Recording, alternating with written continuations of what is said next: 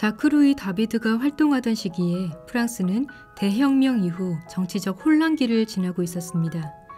로베스피에르가 이끄는 자코뱅당은 프랑스 공화국을 이끌면서 반혁명 분자를 처단하는 공포 정치를 펼쳤습니다.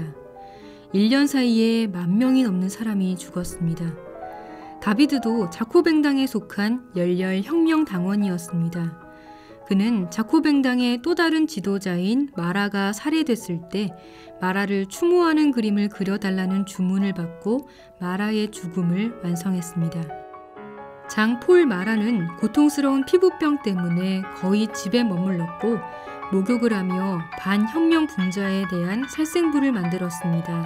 사건이 벌어진 것은 1793년 7월 13일 마라는 욕조에서 한 젊은 여성에게 살해당해 사회에 큰 충격을 줬습니다.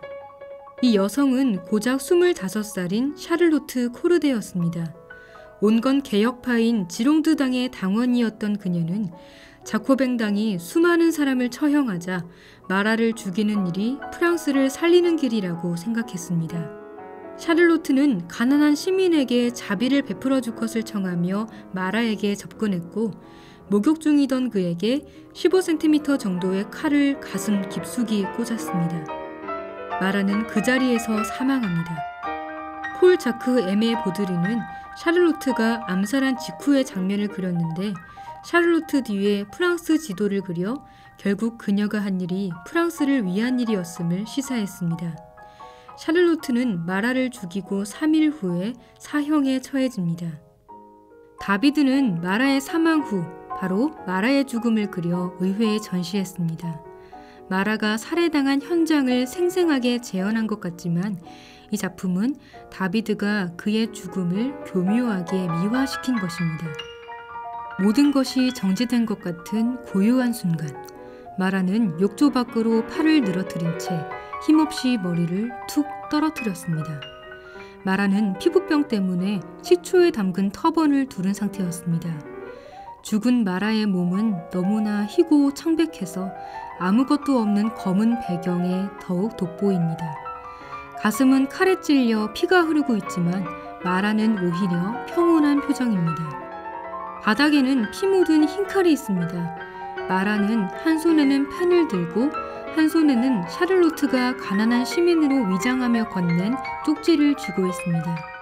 쪽지의 내용은 가난한 시민에게 민중에 버신 당신이 자비를 베풀기를 기대한다는 것입니다. 특히 쪽지를 쥔 마라의 엄지손가락은 자비 단어 위에 있습니다. 자신을 살해할 자에게 자비를 베풀려다 억울하게 죽음을 당한 마라. 이렇게 다비드는 마라가 죽는 순간까지 이 쪽지와 펜을 들고 있는 모습을 그려 그가 언제나 민중의 곁에 선 지도자라는 이미지를 부각했습니다. 피부병 때문에 욕조에서 거의 생활하면서도 민중을 위한 일을 멈추지 않았던 마라라는 것입니다. 다비드는 이 작품을 3점 그렸는데 브뤼셀이 소장한 작품에는 잉크병이 놓인 낡은 나무 탁자에 마라에게 다비드가 바친다라는 짧은 글귀가 새겨져 있습니다. 탁자는 소박한 비석이 되고 다비드가 남긴 글은 비문이 됐습니다. 그림 오른쪽에는 희미하게 빛이 새어나오고 있는데 민중을 위해 희생한 순교자의 영혼이 신에게 가 닿는다는 종교적인 이미지를 떠올리게 합니다. 다비드는 단 한 점의 그림으로 마라의 죽음을 그 어떤 죽음보다 숭고하게 만들면서 피해 혁명을 주도한 잔인한 지도자의 이미지는 지워버렸습니다. 그림 속의 장치가 사람들에게 어떤 영향을 미칠지 다비드는 완벽하게 알고 있었던 것입니다.